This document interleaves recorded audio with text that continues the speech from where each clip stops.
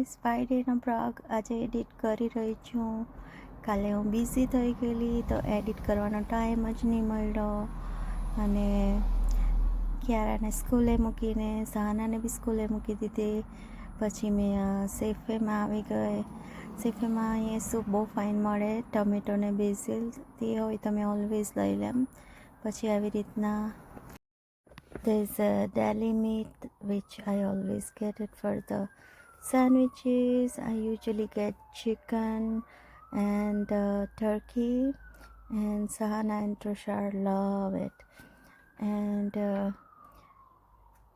પછી મારે સેફેમાંથી એક બે વસ્તુ લેવાની હતી તે મેં લઈ લીધી ને પછી ત્યાંથી નીકળી ગઈ અને ચેક કર્યું કે નેલ્સવાળી પાસે અપોઇન્ટમેન્ટ હોય તો નેલ્સ કરાવી લઉં. બટ એ તો બહુ બિઝી ભાઈ, ફ્રાઈડે વીકેન્ડમાં તો એ લોકોને ટાઈમ જ નહીં હોય.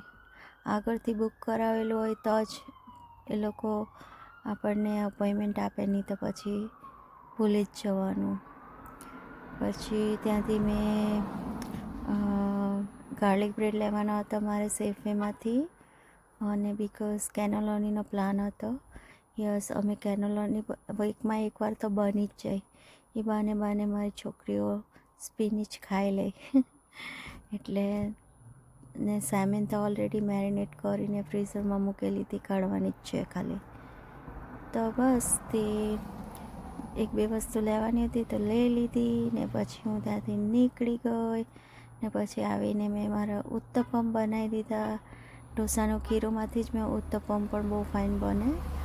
તો આવી રીતના ટમેટો, ઓનિયન ને મરચાં કાપેલા અને લીલા ધાણા ને કોકોનટ ચટણી સાથે જબરજસ્ત લાગે, ભાવે એને બહુ ભાવે. પછી મેં આવી ગઈ, મારા પ્લાન્ટને પાણી આપી દેવાની. હવે આજે મોડું થઈ ગયું બિકોઝ કિયારાને પિક કરીને લઈ આવી ને પછી આજે બપોરે પાણી આપવાની. યુઝ્યુઅલી બપોર સુધીમાં મેં પાણી આપી જ દેમ. ને પછી બહુ જ સની હતું એટલે આવી રીતના છત્રી ઓપન કરી દીધી. ને સાંજે કિયારાને કાઇટ ચગાવવો હતો તો બહુ ટ્રાય કર્યું. એક તો એના પૂંછડા એટલા બધા લાંબા ને કે પતંગ ચગતો જ નહીં હતો. એટલે પછી મેં જો મંડી ને તો એના પૂંછડા કાપી કાઢ્યા. પછી જોઈ તોય જરાક કંઈ ચઈ ગયો એ પતંગ. તો બી ઇન્ડિયાના પતંગ બહુ મસ્ત ચગી જાય, આ ચાઇનાવાળા પતંગ તો એવા જ હોય.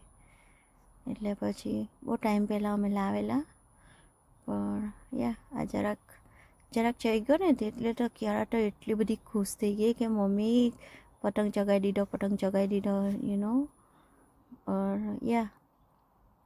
ટાઈમ પાસ થઈ ગયો થોડોક વાર એમાં મારો. ને પછી ડિનર ખાઈ લીધું ને પછી કેરી ખાઈ લીધી ને દિવસ એવી રીતના પતી ગયો. ને વીકેન્ડ આવવાનો, વીકેન્ડમાં હવે ઇઝી છે, 2 બર્થડે પાર્ટી છે. સેફેનો ગાર્લિક બ્રેડ બહુ જ ફાઇન લાગ્યો. આ કેનોલોની બનાવેલી હતી. કિયારા કહે કે મેં હેલ્પ કરવાની કેનોલોની ભરવામાં, ને પછી બધું ફિલિંગ ખાવા લાગી. તો ઓકે, બાય.